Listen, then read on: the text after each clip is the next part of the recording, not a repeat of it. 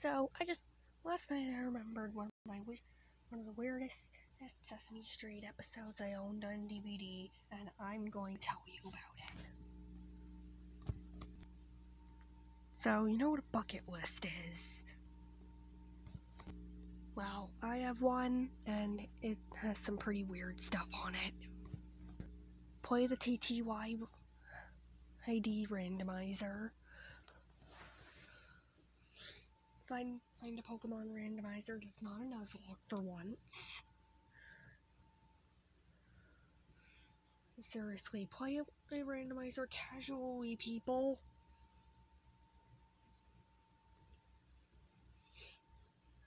And get the Morph mod for Minecraft so you can play as a silverfish for once. Something newly added is get used to the new Magic Monkey from PJ Masks. And finally, having in my series, he's invented a character that owns a game show. Actually on my bucket list. Not really, I just made that up on the spot, so how it would make it into the topic of this super weird Sesame Street episode. So anyway, for the first few years of my life, I grew up without DirecTV. Therefore, I didn't get any channels, and the only thing I got to watch TV off was my DVD player.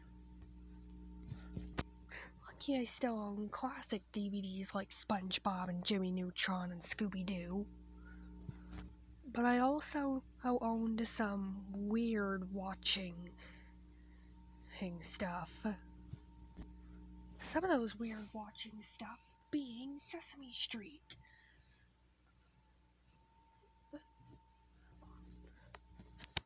Because I remember owning a few weird Sesame Street themed stuff. Like there was this one, like I owned one that was literally about Peter and the Wolf, which isn't that story supposed to be darker?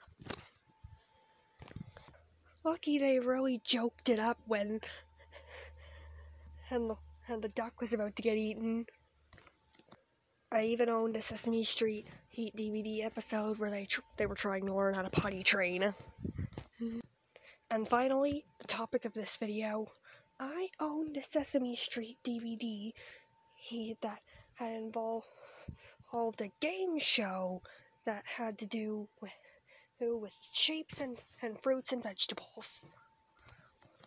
I have no idea why, but I really enjoyed watching that DVD even when I was very young. I seriously don't know how dumb my young self was. But now that I'm technically an adult, I'm all like to this episode. Yeah, that exists. So here's the topic of the episode. Well, at the very beginning, so one day, Zoey and Elmo just minding their own business, and then all of a sudden,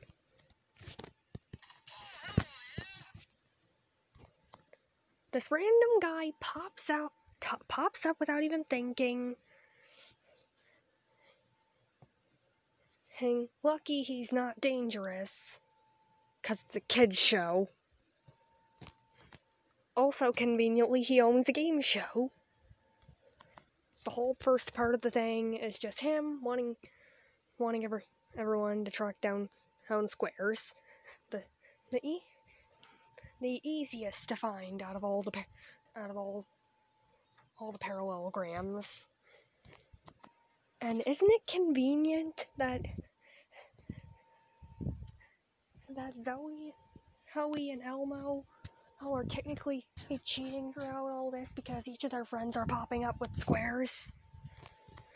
And boy, when Grover popped up for the last square, when I was young, I was just all like, yeah, I'm looking too. Oh, I didn't realize. But now that I'm an adult, I'm all like, oh, come on! And I know you're looking for them, but there's one right there! Little known fact, rectangles actually kinda count as squares. But this is not an education channel. I can curse. And what if... And technically, he back to topic. Basically, this square scavenger hunt is not supposed to be easy. It's timed. Because meanwhile, somewhere we don't know, there's a mouse climbing up a clock, and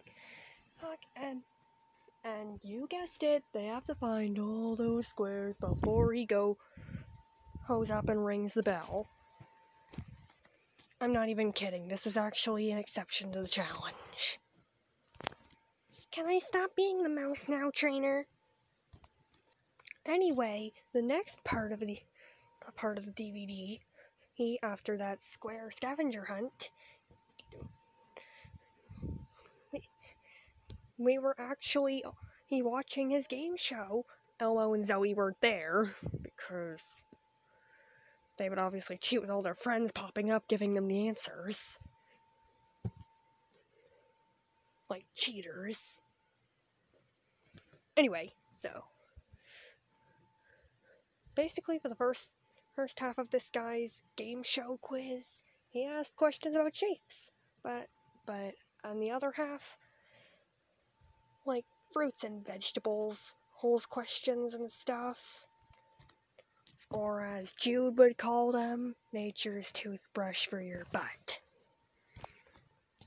Especially watermelons. They're not just nature's toothbrush for your butt. Watermelons are like, whatever tastes worse than toothpaste. For your...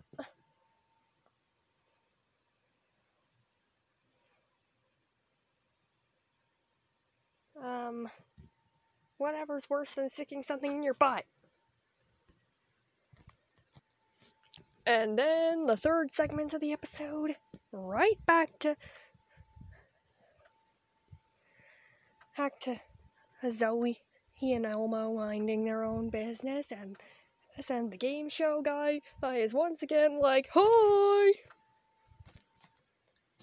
I didn't do the oh hello there meme again. Anyway, apparently, Elmo and Zoey finally find out the sky is not all about shapes, and then do a scavenger hunt for healthy food. And they have to find all the stuff before the mouse can, climb up to the top of something and play the piano for some reason. Not kidding, they actually... He said the mouse would be trying to do that. Luckily, the food thing wouldn't take as long as the square scavenger hunt, because in the square scavenger hunt, they needed 7 of them. But for the healthy snacks scavenger hunt, they only needed 4. But there's still an exception. They have to be color-coded. Like, spins the wheel of colors, and whatever it lands on, they need to find healthy food that's that exact color. And when it landed on white, they found milk and said, yep, this is it. Let me just check something for a sec.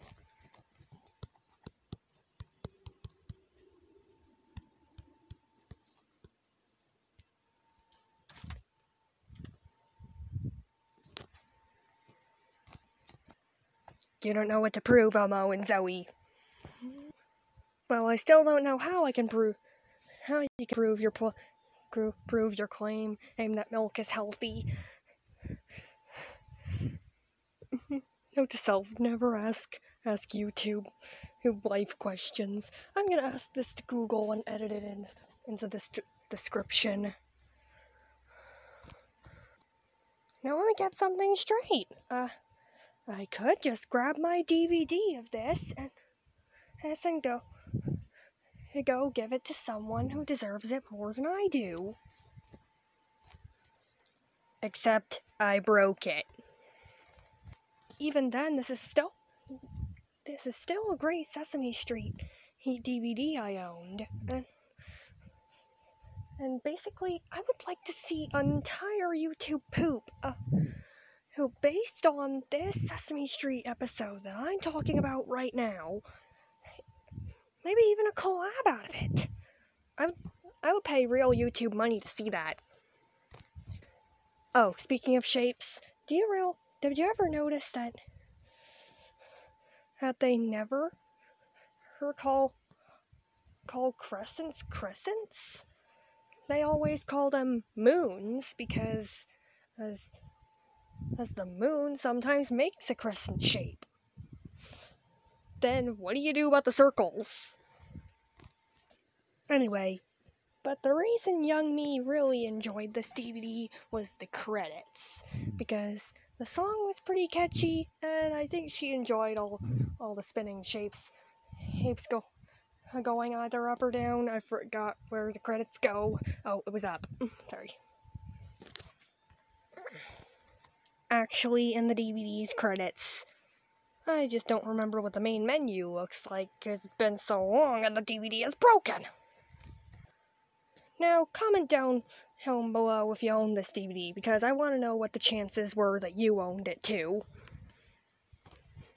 And probably don't have your copy all smashed and still all good to watch. Probably someone in this world that has those statements. This is Princess Primarina signing out.